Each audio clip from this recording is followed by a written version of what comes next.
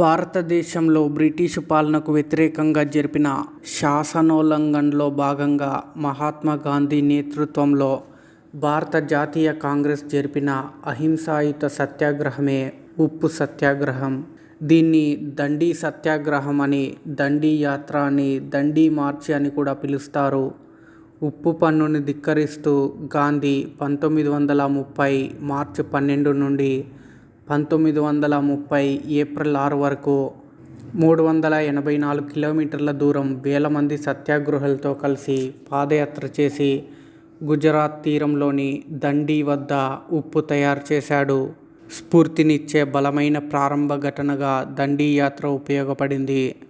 మహాత్మా గాంధీ తన 79 మంది సత్యాగ్రహ వాలంటీర్లతో సబర్మతి ఆశ్రమంలో ఈ యాత్రను ప్రారంభించాడు. రోజుకు పెరిగే సత్యాగ్రహులతో యాత్ర సాగి 24 రోజుల తర్వాత దండి వద్ద ముగిసింది. 1930 ఏప్రిల్ 6న ఉదయం 6:30 గంటలకు గాంధీ దండిలో ఉప్పు చట్టాలను ఉల్లంఘించినప్పుడు ఇది కోట్లాది భారతీయులు బ్రిటిషు ప్రభుత్వానికి వ్యతిరేకంగా పెద్ద ఎత్తున శాసనోల్లంఘన ఉద్యమంలో పాల్గొనడానికి స్ఫూర్తినిచ్చింది. దండి వద్ద ఉప్పు వండిన తర్వాత గాంధీ తీరం వెంబడి దక్షిణ దిశగా కొనసాగి ఉప్పు తయారు చేస్తూ మార్గంలో సమావేశాలను ఉద్దేశించి ప్రసంగిస్తూ వెళ్ళాడు. దండికి దక్షిణాన 40 కిలోమీటర్ల దూరంలో ఉన్న దరసానా స్టాల్ వర్క్స్ వద్ద సత్యాగ్రహాన్ని నిర్వహించడానికి కాంగ్రెస్ పార్టీ ప్రణాళిక చేసింది. అయితే ఈ సత్యాగ్రహానికి కొద్ది రోజుల ముందు 1930 మే 4-5 తేదీ మధ్యలో అర్ధరాత్రి గాంధీని అరెస్టు చేశారు. దండి సత్యాగ్రహం ఆ తర్వాత దరసానా సత్యాగ్రహాలకు వార్తాపత్రికల్లోనూ న్యూస్ రీళ్ల ద్వారానూ వచ్చిన విస్తృతమైన ప్రచారంతో భారత స్వాతంత్ర ఉద్యమం ప్రపంచ దృష్టిని ఆకర్షించింది. ఉప్పు పన్నుకు వ్యతిరేకంగా సత్యాగ్రహం దాదాపు 1 సంవత్సరం పాటు కొనసాగింది. గాంధీ జైలు నుండి విడుదల కావడం, రెండవ రౌండ్ టేబుల్ సమావేశంలో వైస్రాయ్ లార్డ్ ఇర్విన్తో చర్చలు జరగడంతో ఉద్యమం ముగిసింది. ఉప్పు సత్యాగ్రహం ఫలితంగా 60,000 మంది భారతీయులు జైలు పాలైనప్పటికీ బ్రిటిషు వారు వెంటనే పెద్ద రాయితీలేమీ ఇవ్వలేదు. ఉప్పు సత్యాగ్రహ ప్రచారం గాంధీ ప్రవచించిన సత్యాగ్రహ సూత్రాలపై ఆధారపడింది. 1930 ప్రారంభంలో బ్రిటిషు పాలన నుండి భారత సార్వభౌమత్వాన్ని, స్వయం పాలనను సాధించుకోవడానికి భారత జాతీయ కాంగ్రెస్ తన ప్రధాన వ్యూహంగా సత్యాగ్రహాన్ని ఎంచుకుంది. ప్రచారాన్ని నిర్వహించడానికి గాంధీని నియమించింది. 1882 బ్రిటిషు ఉప్పు చట్టాన్ని గాంధీ తమ సత్యాగ్రహ మొదటి లక్ష్యంగా ఎంచుకున్నారు. దండికి పాదయాత్ర, దరసానాలో వందలాది అహింసా నిరసనకారులను బ్రిటిషు పోలీసులు కొట్టడం వంటి సంఘటనలు సామాజిక రాజకీయ అన్యాయాలపై పోరాటంలో శాసనోల్లంఘనను సమర్థవంతంగా ఉపయోగించడాన్ని ప్రదర్శించాయి.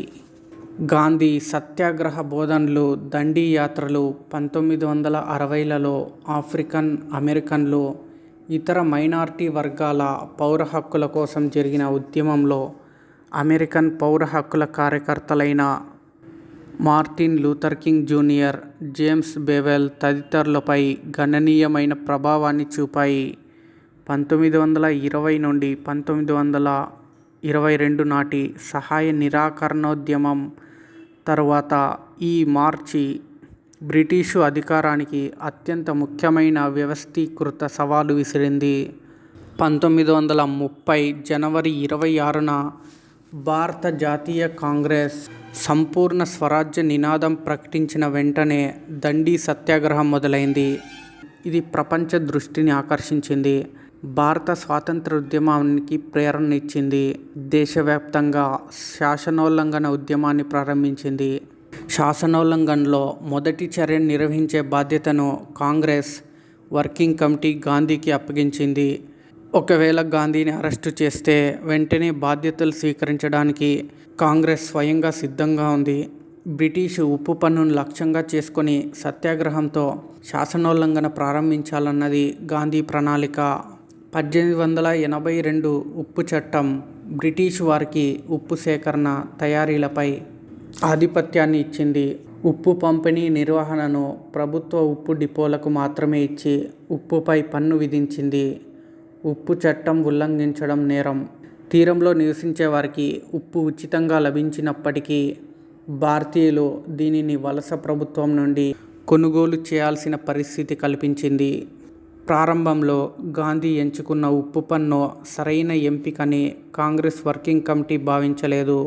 జవహర్లాల్ నెహ్రూ, దివ్యలోచన్ సాహులు సందిగ్ధంగా ఉన్నారు. దాని బదులు భూమి శిస్తు బహిష్కరణ చేపడదామని సర్దార్ పటేల్ సూచించారు. స్టేట్స్ మ్యాన్ పత్రిక ఈ ఎంపిక గురించి ఇలా రాసింది: నవ్వాపుకోవడం కష్టం. ఆలోచించగల చాలామంది భారతీయుల మానసిక స్థితి ఇదేనని మేము అనుకుంటున్నాం. ఉప్పు పన్నుకు వ్యతిరేకంగా ప్రతి ఘటన యొక్క ఈ ప్రణాళికలతో బ్రిటిష్ వారు కూడా కలవరపడలేదు. స్వయంగా వైస్రాయ్ లార్డ్ ఇర్విన్ కూడా ఉప్పు నిరసన ముప్పును తీవ్రంగా పరిగణించలేదు. లండన్కు రాసిన ఉత్తరంలో ఈ ఉప్పు దండయాత్ర వల్ల నా నిద్రేమీ చెడిపోదులే అని రాశాడతడు. అయితే తన నిర్ణయానికి గాంధీ వద్ద సరైన కారణాలే ఉన్నాయి. మరిన్ని రాజకీయ హక్కులు కావాలంటూ చేసే నైరూప్య డిమాండ్ కంటే రోజువారీ వాడుకలో ఉండే అంశం అన్ని వర్గాల పౌరులతో ప్రతిధ్వనించింది. ఉప్పు పన్ను బ్రిటిష్ రాజ్ పన్ను ఆదాయంలో 8.2% వరకు ఉంటుంది. పేద భారతీయులకు చాలా భారంగా ఉండే పన్ను ఇది. తన ఎంపికను వివరిస్తూ గాంధీ గాలి, నీరు, ఆ తర్వాత బహుశా ఉప్పే జీవితానికి అత్యవసరం అని అన్నాడు. సత్యాగ్రహం నిలిపివేసే అవకాశాలను పరిశీలించమంటూ ఎరవాడ జైలులోని గాంధీని మితవాదులైన తేజ్ బహదూర్ సఫ్రు, జైకర్ కలవగా కాంగ్రెస్ అధ్యక్షుడైన జవహర్లాల్ నెహ్రూదే నిర్ణయం తీసుకునే అధికారమని గాంధీ వారికి చెప్పాడు. జవహర్లాల్ మోతీలాల్ ఉద్యమాన్ని కొనసాగించడమే తన అభిమతమని గాంధీకి గట్టిగా చెప్పిన వైస్రాయ్కి చెప్పి వారిద్దరినీ గాంధీని కలిసేందుకు ఎరవాడ తీసుకువెళ్లారు. అయితే చర్చలు ఫలప్రదం కాలేదు. అక్టోబర్ 11న 6 నెలల శిక్షాకాలం పూర్తయి జవహర్లాల్ విడుదలై భూమి శిస్తు కౌళ్ళు, ఆదాయపు పన్నులు నిలిపివేసేలా ఉద్యమం ప్రారంభిస్తామని ప్రకటించడంతో 10 రోజుల్లో మళ్ళీ అరెస్టు చేశారు. ఈసారి 2 ఏళ్ల కఠిన శిక్ష విధించారు. 1931 ఫిబ్రవరి 6న మోతీలాల్ మరణించాడు. తండ్రి అంత్యక్రియల సందర్భంగా రాజకీయాల్లో సమయం వెచ్చించాలనే నెహ్రూ తరపున తనకు తానై స్వంత బాధ్యతతో గాంధీ ఇర్విన్ సంధి కుదుర్చుకొని శాసనోల్లంఘనాన్ని నిలిపివేశాడు. రక్షణ, విదేశీ వ్యవహారాలు, అల్పసంఖ్యాక వర్గాల స్థితి వంటి అంశాలపై రౌండ్టేబుల్ సమావేశంలో జరిగే చర్చలకు కాంగ్రెస్ హాజరవుతుందని అంగీకరించాడు. అందుకు బదులుగా బ్రిటిష్ ప్రభుత్వం హింసాత్మకమైన అభియోగాలు లేని వారి విడుదల, ఉప్పు తయారీకి అనుమతి, శాంతియుతమైన పికెటింగ్కు అనుమతి ఇస్తుంది.